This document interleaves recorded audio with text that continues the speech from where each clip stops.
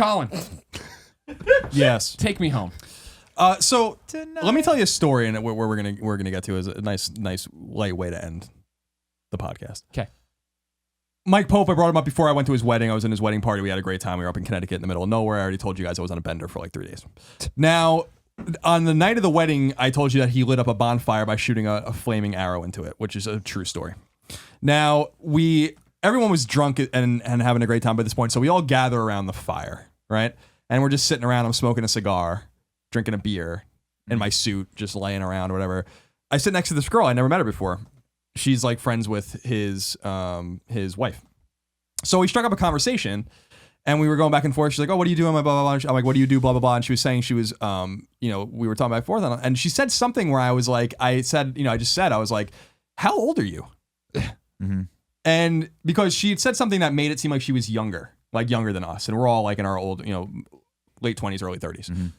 And she's like, "Oh, I'm 27 or whatever." I'm like, "Oh, okay, cool." And then we that's basically the end of the story to get me to the point I'm trying to make, which was conventional wisdom. No. Sorry.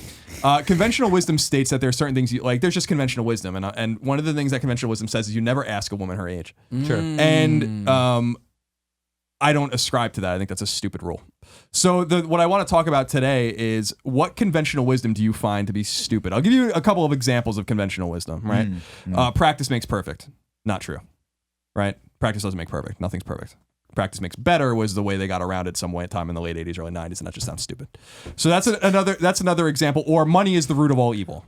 Another thing that's not true. In the words of who was it? It was Ben Affleck in Boiler Room.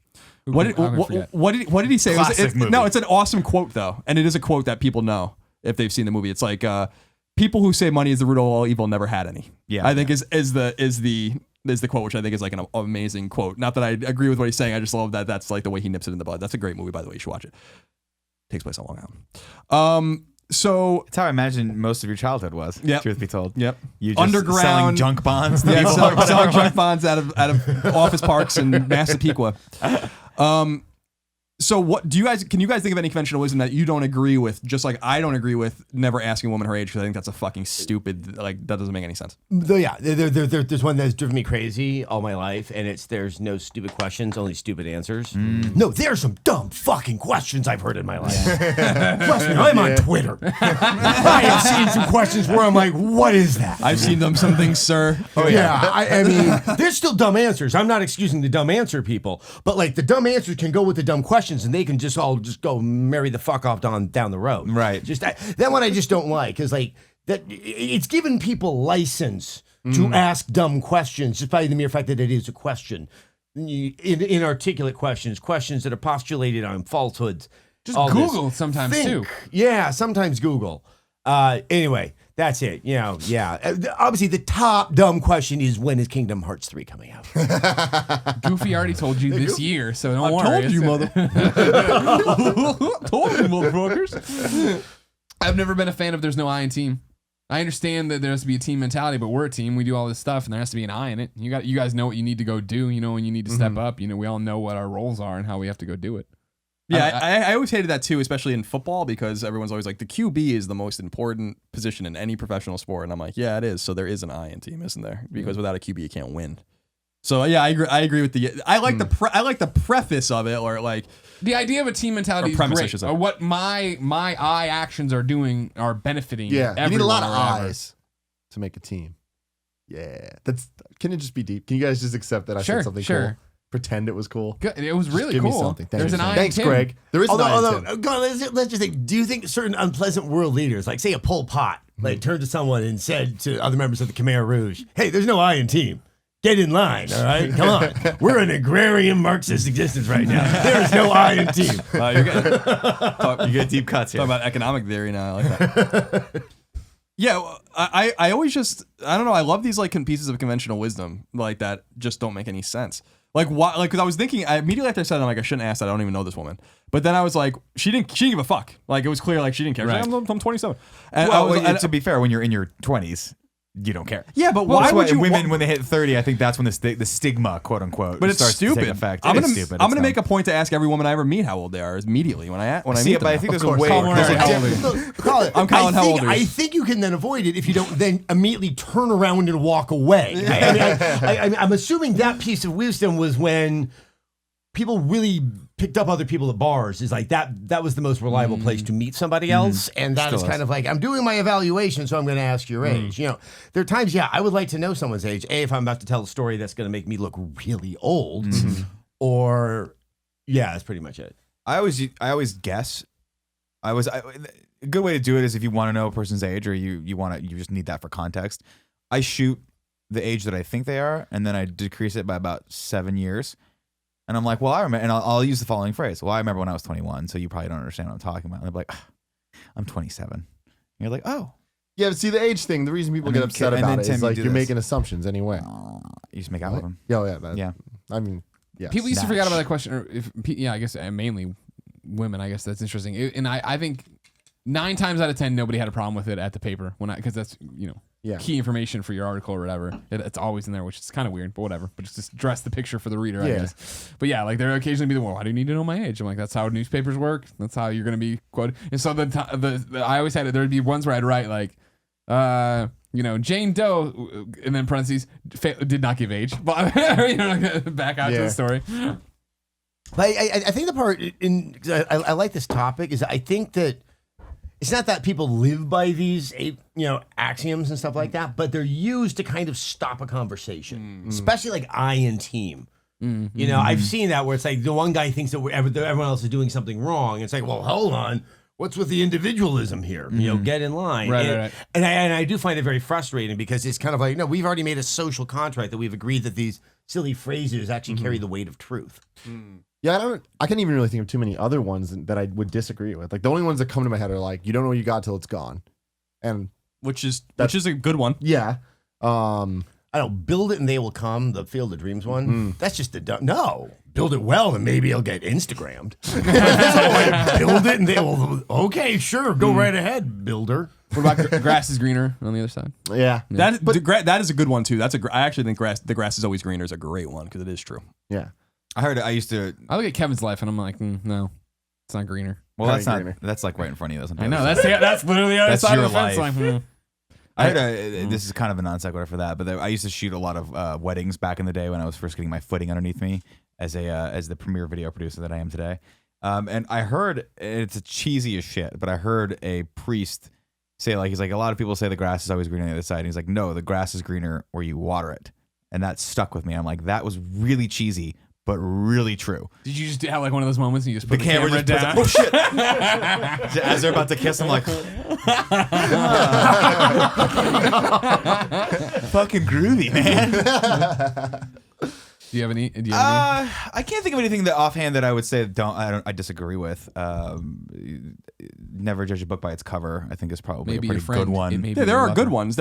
I'm trying to think of any that I sort of disagree with. All of them that are coming to my mind are just sort of the cliche bird in the hand. Two in the bush. Bird in hand, two in the bush. That's a good one. What are other ones? What are even other ones to disagree with potentially? Yeah, I'm trying to think of bad ones, or just bad conventional wisdom.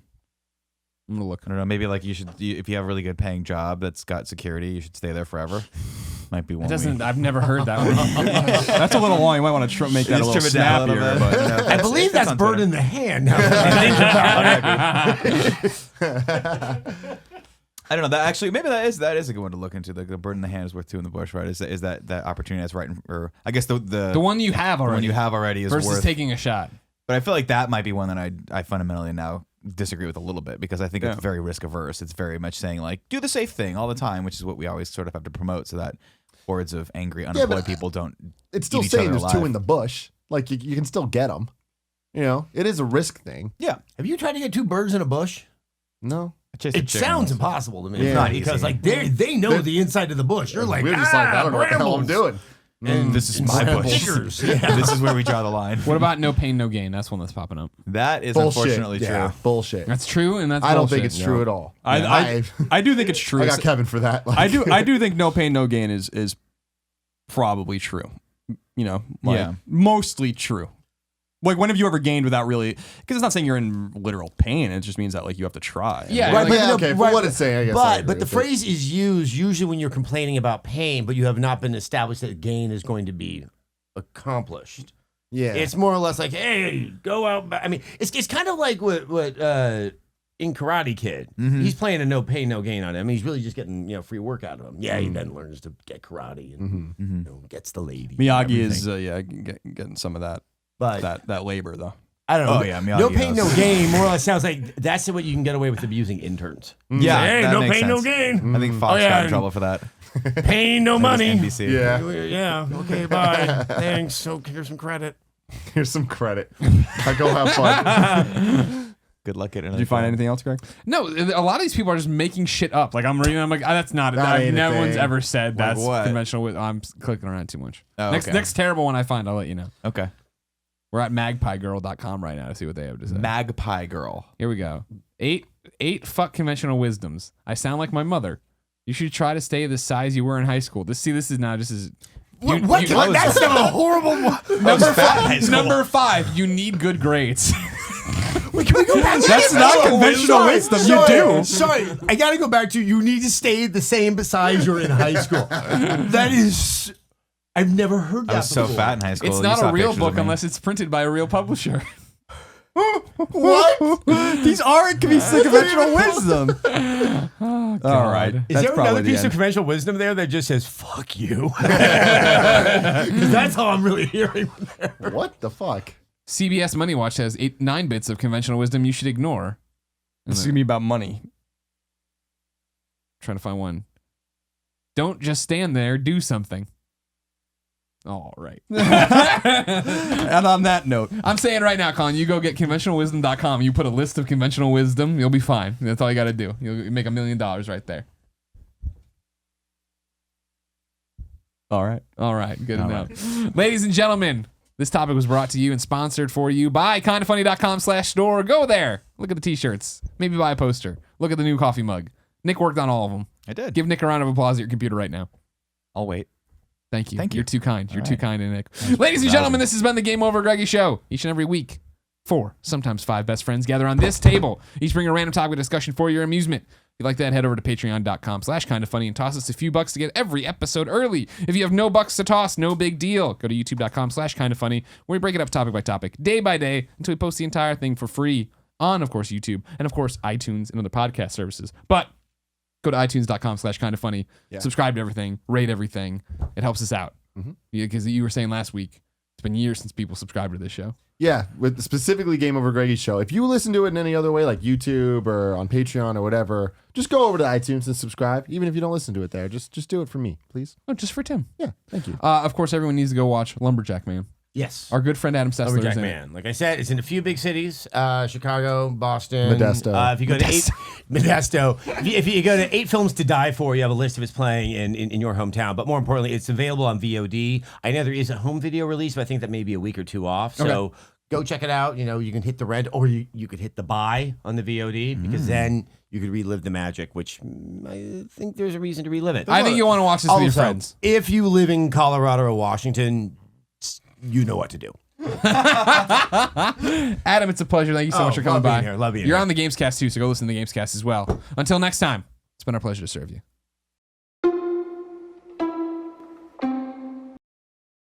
I can bring it up here. Well, I know I'm just bringing up my rundown too. Okay. And you're happy with every? Do we need to? Because this chair's sagging. Is the chair sagging or no? No, I think it's good. Okay, great. Just make sure. I think it looks good. No, I'm sagging. The chair's fine. don't put it on the furniture. Oh God. Here we go. Hold on real quick. I'm not gonna hold on real quick. You son of a bitch. I mean, you're third. You got plenty of time to. Dig All it right, up on all your right. phone. I'm good. Just I'm letting good. you know. Freaking good right now. Go for it. Kevin put all that at the end so everybody knows that Nick held up the show.